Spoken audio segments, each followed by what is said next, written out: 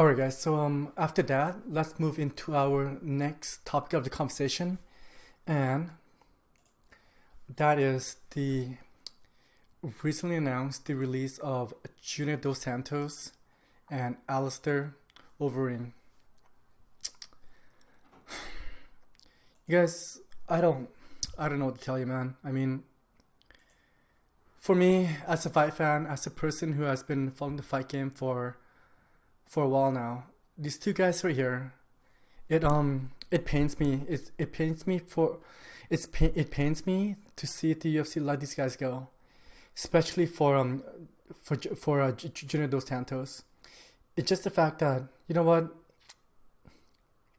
I think I think Dos Santos is he's a very nice guy. He is a company's man as well, and he's been doing this for a very long time. It seems like he's very easy to get along with, and he is also a former UFC heavyweight champion. And he just, I don't know, I just hate to see nice guys lose. Essentially, that's how I feel. I realize that this is the fight game. This is the UFC. This is what they do because they're trying to make some money, which I can't blame them. You know.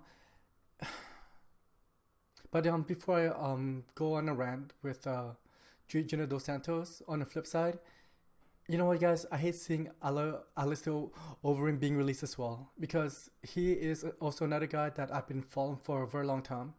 He's a former K1 kickboxing champion, Dream champion, and also a former Strikeforce heavyweight champion.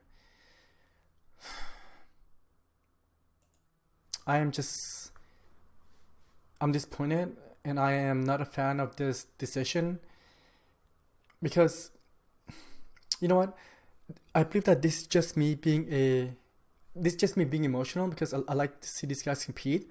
I realize that they are not gonna stop fighting. They are gonna go to other promotion, but I just hate it. I'm just not a fan. I mean, especially for Dos Santos. He's been putting so many years within the UFC. I've seen this guy get knocked the fuck out. I've seen him like leave so much blood inside the octagon. I just kind of felt that they kind of did him dirty here. That the UFC did Dos Santos a bit dirty here. So yeah, but like I said, man, it's the fight game. But after that's being said, what's gonna happen? What's gonna happen? I mean, these guys are big names. Both of them are former heavyweight champion. I realized that Alistair never captured the UFC title, but Junior Dos Santos have. Okay, let's take a quick look at their resume, at their record. I'm gonna start off with Dos Santos. He captured the first title. The first time he captured the UFC title was in November 12th, 2021, and that was and that was the UFC debut on Fox. He beat Cain Velasquez in round one with punches, with knockout, TKO knockout. Round one, 1 minute and 4 seconds. And then he went on to defend it once versus Frank Mir, which he finished him on round two in 3 minutes and 4 seconds into round two. And then they got a rematch between Cain Velasquez on December 29th, 2012. And he lost with a decision there. That was a beating. And then he went on for one more win versus Mark Hunt. And then he got a rematch for their third meeting for Dos Santos versus Cain Velasquez for the third time. And that was a stoppage as well. That was a round five stoppage, 3 minutes and 9 seconds into the round. And then he won a one win, one loss, one win, and then got a rematch versus the champion at that time was Stipe Miocic. And the reason why the UFC put that rematch into effect was that at that time, Dos Santos was the last person who beat Stipe, and Stipe was just running two people, man. Stipe was just running two people. So they decided to give Dos Santos another crack at the UFC title, and he lost. Unfortunately, he lost that one as well. It was round 1, TKO, 2 minutes and 22 seconds in round 1. And then after that, he went on a 3-fight winning streak versus Tai Tuivasa, Derek Lewis, Ball something, Ivanov. And that was in March of 2019. March, that's ridiculous. His last win was in March. And then he went on a 4-fight losing streak starting June 29th, 2019. He lost to Francis Ngannou, which who hasn't? It's Francis. So his first loss was to Francis Ngannou on his 4-fight losing streak. He lost to Francis Ngannou on June 29, 2019. And then he lost to Curtis Blade on January 25th, 2020, which just a bit over a year ago. And that was TKO strike as well. And then he lost to Yersinho Rosenstruck, round 2, TKO, 3 minutes and 47 seconds. And then he lost to Cyril Gane with a stoppage, TKO, KO stoppage with elbow, round 2, 2 minutes and 34 seconds into round 2. Oh my goodness. And you guys, Cyril Gane, he just lost. No, sorry, he just won. He just beat Rosenstruck just this past Saturday when they competed. Yeah, so you know what? I'm looking at this record.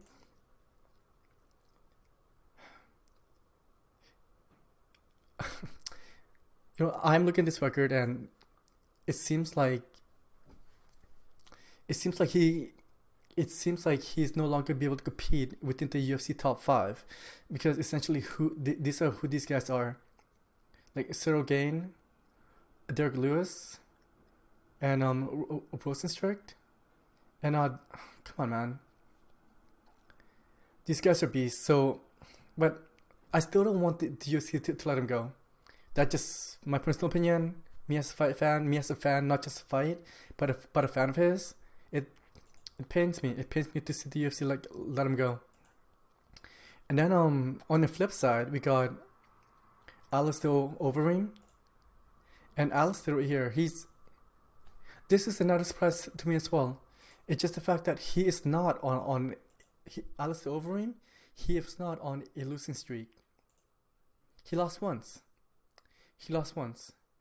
And within his last 6 fights, he is 4-2. 4-2 within his last 6 fights. That is above 500 record.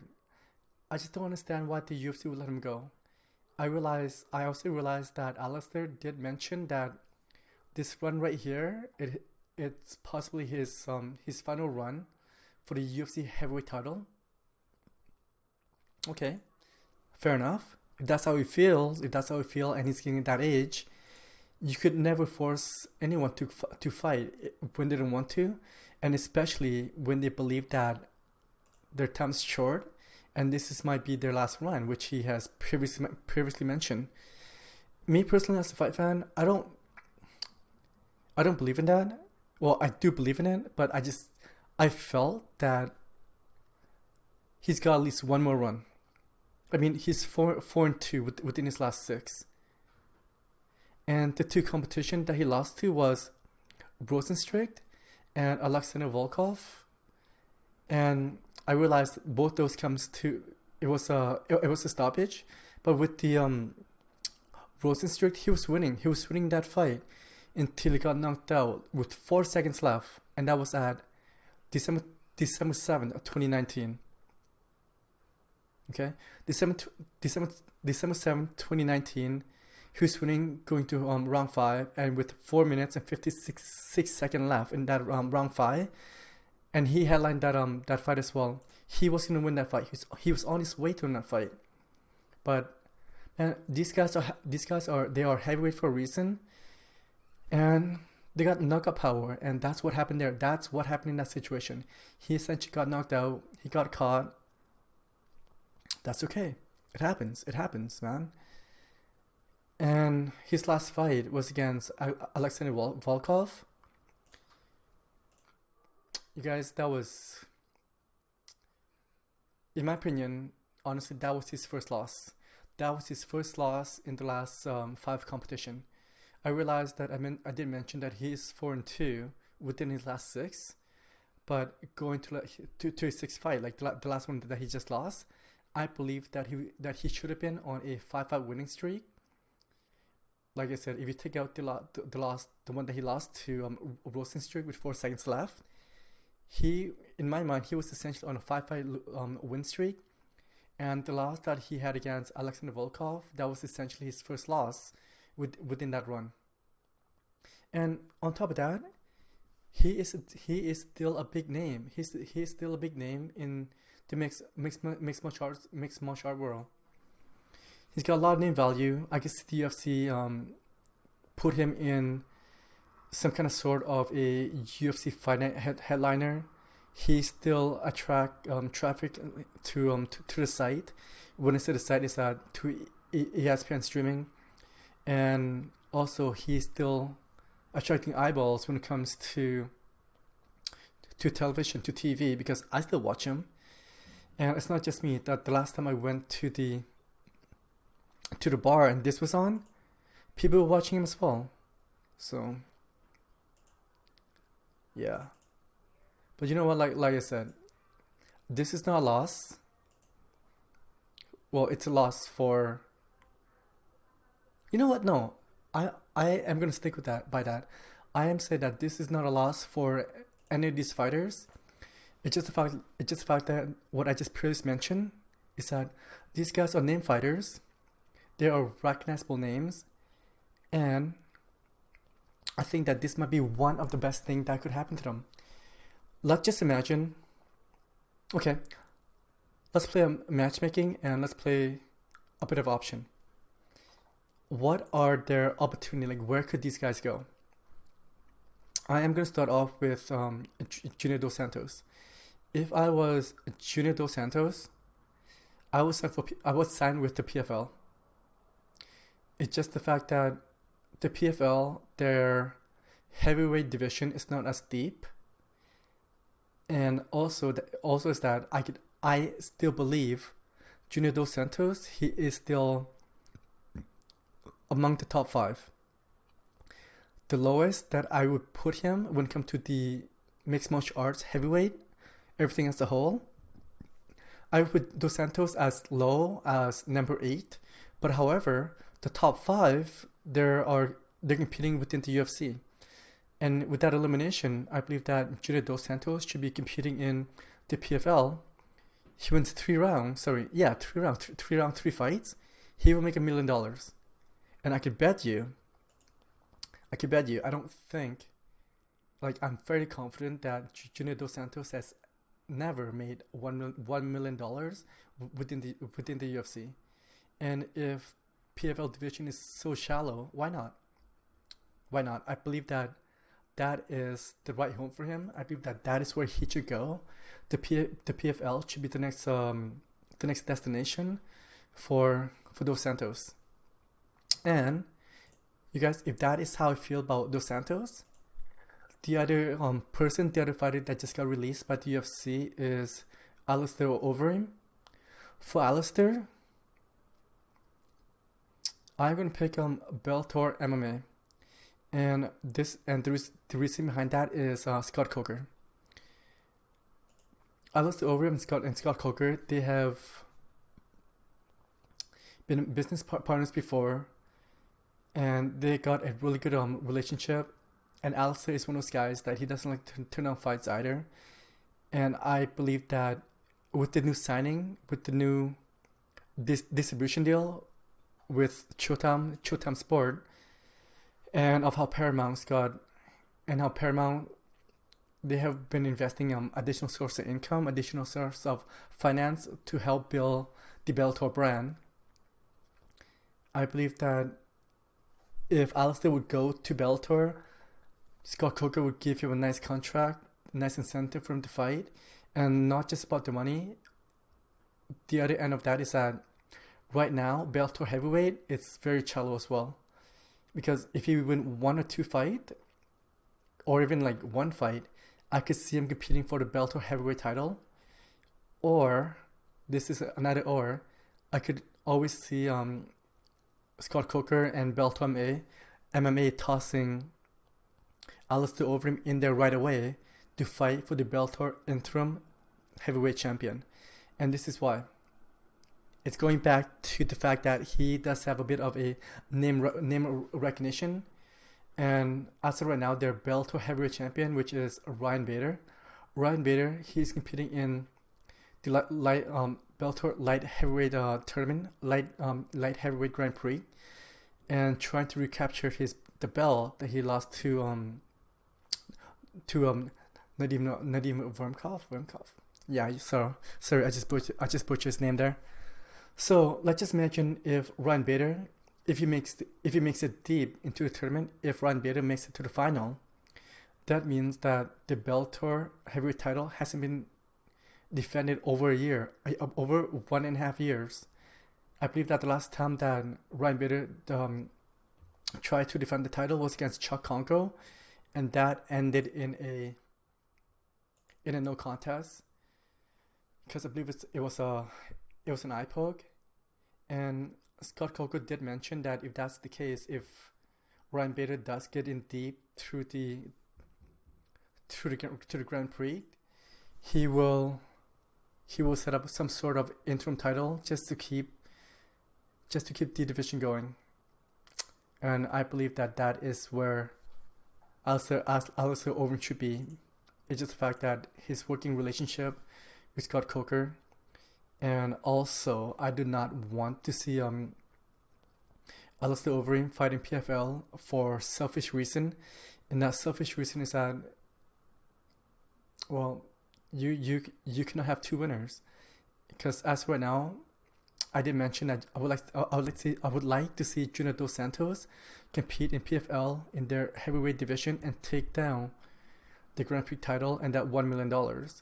And if Alistair Overeem goes there as well, well, what if he wins? What if Alistair wins? Then Junior Dos Santos would lose. And if Junior Dos Santos would win, then Alistair would lose. I believe that those two directions that I just mentioned, those are the two best homes right now. Those are two best homes right now where these guys should be heading towards. And one more thing for Alistair is that if he does sign with Scott Coker, and Scott Coker, he does have a relationship with a recent championship, and Alistair Overeem, he did compete in Asia before with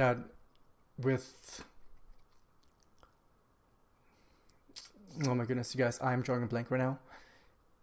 With Pride until Pride was sold to UFC, and then the groups that own Pride previously to sell, they decided to enter the MMA promotion again, and that is when they created Risen. So I can see that being a fun fight, a good transition between the two promotion and of how they could promote. And Alistair Overeem, he is no stranger. He's no stranger to the way that Scott Coker promotes the fight promotion, and he's not a stranger to the way that the Asian market and the Asian promoter choose to promote the fight game as well. So I'm looking forward to that. Okay. Yeah, you guys, like, I am still excited. I am still going to be a fan. I am looking forward to see where these two fighters' path will take them. I will always watch them. Because I'm a fan. I'm a fan of both these guys. So, yeah. So it's not, you know what? Fuck it. I think it's the UFC's loss in this one. That's how I feel. I think the UFC lost in this one. Yeah.